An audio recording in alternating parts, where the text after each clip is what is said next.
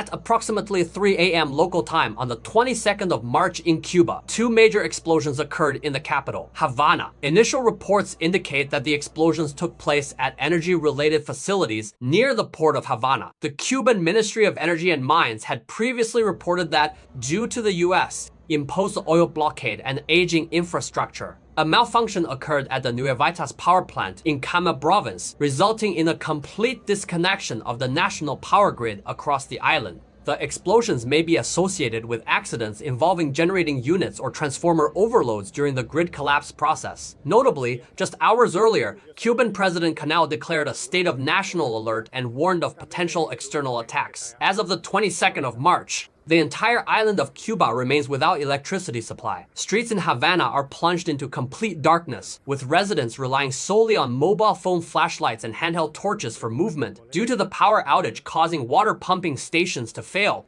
the population in Havana faces a triple crisis of electricity loss, water shortages, and food spoilage. In the darkness, protests are rapidly spreading through the symbolic act of banging pots and pans. Earlier this week, an international aid convoy arrived in Havana, delivering urgently needed solar panels and medical supplies. But power disruptions have severely hampered distribution efforts. Amid the nationwide blackout, one hotel continues to maintain lighting, air conditioning, and internet access through its own large backup generators. This stark contrast has provoked intense public outrage on Havana's streets while ordinary Cubans endure water shortages, rotting food, and extreme heat due to the power failure. Images of privileged guests enjoying brightness inside the hotel are perceived by the Cuban people as callous mockery of their suffering. The Cuban government is implementing partial internet restrictions and interfering with social media platforms to prevent the widespread dissemination of videos highlighting such privilege disparities. A large Russian oil tanker carrying approximately 730,000 barrels of crude oil was originally scheduled to arrive at the port of Matanzas in Cuba on the 23rd of March. At present, two U.S. Coast Guard patrol vessels have been deployed in waters off northeastern Cuba,